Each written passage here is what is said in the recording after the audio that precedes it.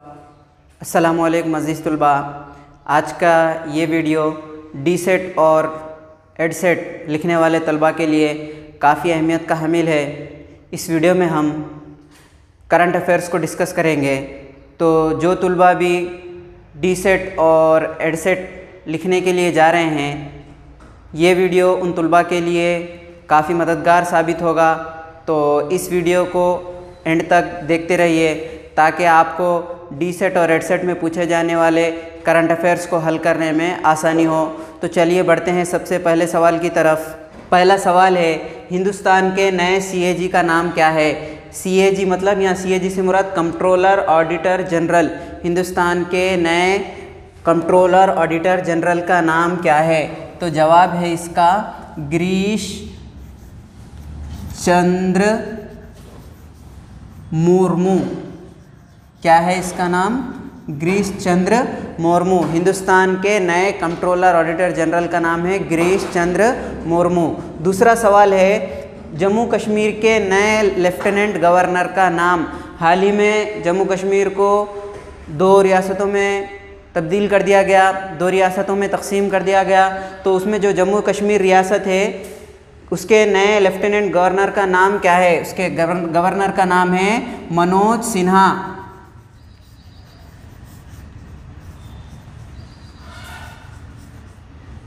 तो हाल ही में जम्मू कश्मीर को यूनियन टेरिटरी में तब्दील कर दिया गया। एक है लद्दाख, दूसरा है जम्मू कश्मीर। तो जम्मू कश्मीर के जो नए लेफ्टिनेंट गवर्नर बने उनका नाम है मनोज सिन्हा। तीसरा सवाल है, वज़ीर आज़म नरेंद्र मोदी ने हाल ही में किस मुल्क के सुप्रीम कोर्ट का इफ्तिताह किया? सवाल है, वज़ीर आज़म नरेंद्र मोदी ने हाल ही में किस मुल्क की सुप्रीम कोर्ट का इफ्तिताह किया? तो उसका जवाब है मॉरिशियस।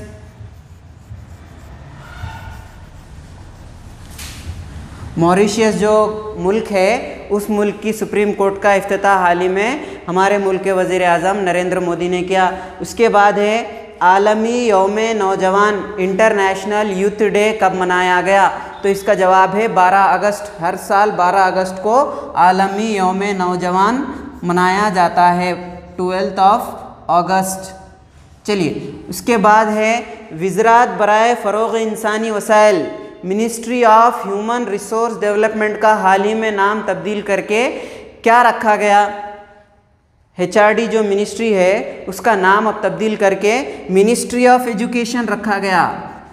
मिनिस्ट्री ऑफ एजुकेशन रख दिया गया, इसका नाम तब्दील करके।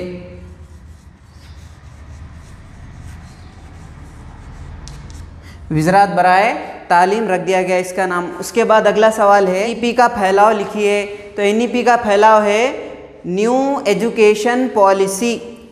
NEP का फैलाव है new education policy. New education policy के बिल को कब पास किया गया? 2020 में पास किया गया। NEP ने किसको रिप्लेस किया? NEP ने NPE को रिप्लेस किया, नेशनल पॉलिसी ऑफ एजुकेशन 1986 में जो बनाई गई थी उसको रिप्लेस किया किसने? न्यू एजुकेशन पॉलिसी ने। चलिए, NEP के तहत जो क्लासेस का स्ट्रक्चर बताया गया वो कुछ इस तरीके से है, 5+3+3+4। चलिए, उसके बाद अगला सवाल है, the India way strategies for an uncertain world. ये किताब के मुसन्निफ का नाम बताना है जो हाल ही में लिखी गई है। तो इसके मुसन्निफ का नाम है S जयशंकर। इसके मुसन्निफ का नाम है S जयशंकर। ये किताब क्यों अहमियत की हामिल हो जाती है, क्यों इसको करंट अफेयर्स में हमने लिया है? तो जो हमारे S जयशंकर है वो जो है हमारे मुल्क के मिनिस्टर ऑफ एक्सटर्नल अफेयर्स, वज़ीर ख़ारिजा है। कौन है ये? S जयशंकर, जो the India way strategies for an uncertain world के मुसन्निफ है। S जयशंकर जो हमारे मुल्क के मिनिस्टर ऑफ एक्सटर्नल अफेयर्स हैं। उसके बाद अगली किताब है overdraft saving the Indian saver. Overdraft saving the Indian saver, इसके भी आपको जो है मुसन्निफ का नाम बताना है। इसके मुसन्निफ का नाम है उर्जित पटेल। उर्जित पटेल कौन है? उर्जित पटेल RBI के एक्स गवर्नर हैं, साबिका गवर्नर RBI के उर्जित पटेल। इसके बाद है श्रीलंका के नए वज़ीर आज़म। श्रीलंका के नए वज़ीर आज़म का नाम है महिंदा राजपक्सम। महिंदा राजपक्सम श्रीलंका के नए वज़ीर आज़म हैं। चलिए उसके बाद है पहली किसान रेल कहाँ से कहाँ तक चलाई गई। पहली किसान रेल जिसमें क्या लेकर जाया गया, इसमें जो है तरकारियों और फलों को ले जाया गया, जो कहाँ से कहाँ तक चली पहली train, Delwali to Danapur. Delwali to Danapur. अब ये देलवाली कहाँ का मुकाम है, ये एक महाराष्ट्र का मुकाम है, जबकि दानापुर जो है बिहार का मुकाम है। तो पहली किसान रेल जिसमें फलों और तरकारियों को ले जाया गया, ये जो है देलवाली से दानापुर तक चलाई गई। उसके बाद है सबसे ज़्यादा शेरों की आबादी वाली रियासत कौन सी है। सबसे ज़्यादा शेरों की आबादी वाली जो रियासत है वो है मध्य प्रदेश।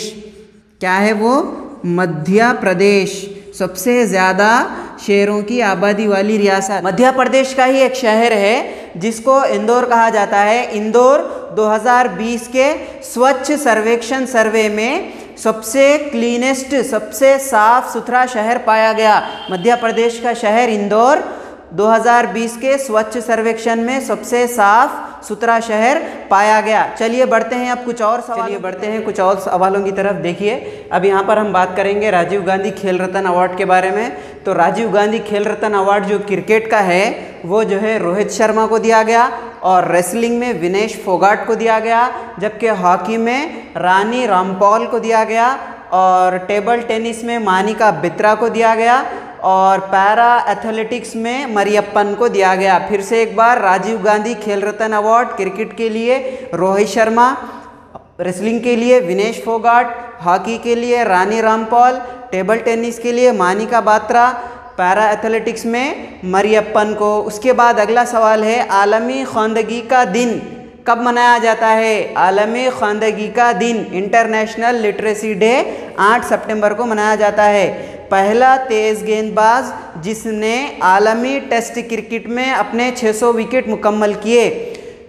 पहला तेज़ गेंदबाज जिसने आलमी टेस्ट क्रिकेट में अपने 600 विकेट हासिल किए, उसका नाम है जेम्स एंडरसन, जो कहाँ से ताल्लुक़ रखता है, इंग्लैंड की टीम से ताल्लुक़ रखते हैं। उसके बाद अगला सवाल है 2021 ब्रिक्स के गेम्स का इनेकाद कहाँ पर होगा। तो जवाब है हिंदुस्तान। ब्रिक्स का अगर आपको फुल फॉर्म पूछा गया तो कहेंगे ब्राज़ील, रशिया, इंडिया, चाइना और साउथ अफ्रीका।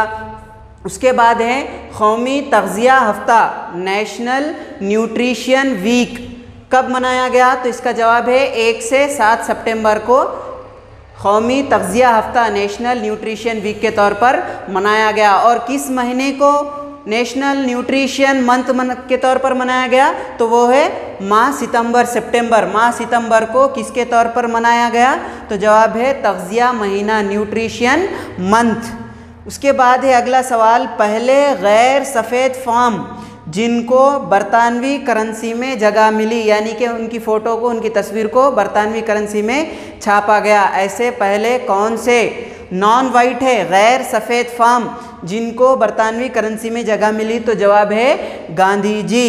तो ये थे करंट अफेयर्स। इंशाल्लाह मज़ीद करंट अफेयर्स आगे के वीडियो में अपलोड किए जाएंगे।